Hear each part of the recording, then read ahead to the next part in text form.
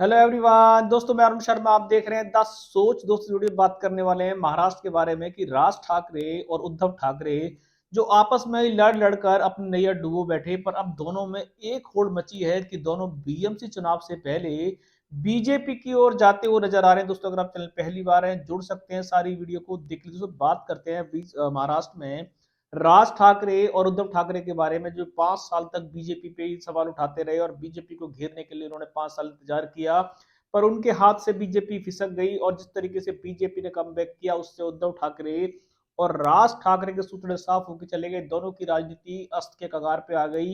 अब उनको समझ में आया है कि अगर वजूद बचाना है तो वजूद के चलते उनको इस बार देखा जाए तो मुंबई में महाराष्ट्र की राजनीति में बीजेपी के आश्रय की जरूरत पड़ रही है।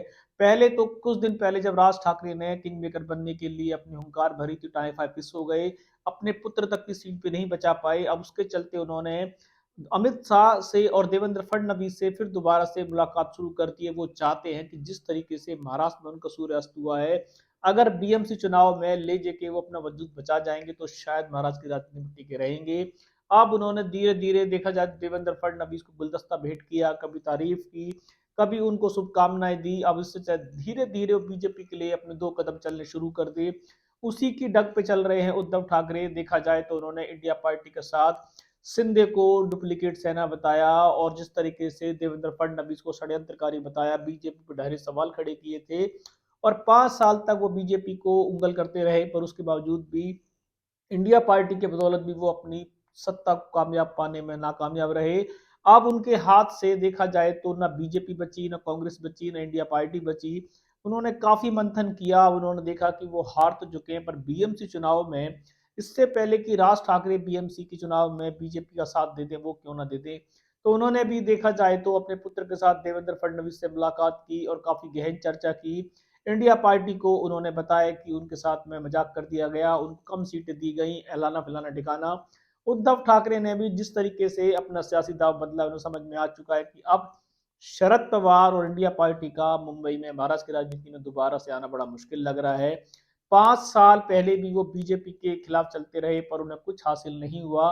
अब उनके पास न नाव है न डगर है, तो उन्होंने सोचा कि अगर बीएमसी चुनाव में ले दे के कुछ सीटें आ जाती हैं और बीजेपी में उनकी ताल ठुक जाती है, तो शायद वो उनकी राजनीति बनी रहेगी। अब दोनों भाइयों में जहां पहले होड़ लगी थी एक दूसरे को हराने के लिए, होड़ लगी थी बीजेपी को हराने के लिए, पर दोनों की अपनी ही राजनीति खत्म के कगार पे आ गई और दोनों ने अब तक खुद एक होने का फैसला नहीं किया, बल्कि दोनों ने जिस पार्टी को हराने के लिए अपने उम्मीदवार मैदान में उतारे थे, 5 साल गाल बजाए थे, अब उसी बीजेपी से वो दोनों हाथ मिलाते हैं। उनको बिला भी संकोच नहीं हो रहा है।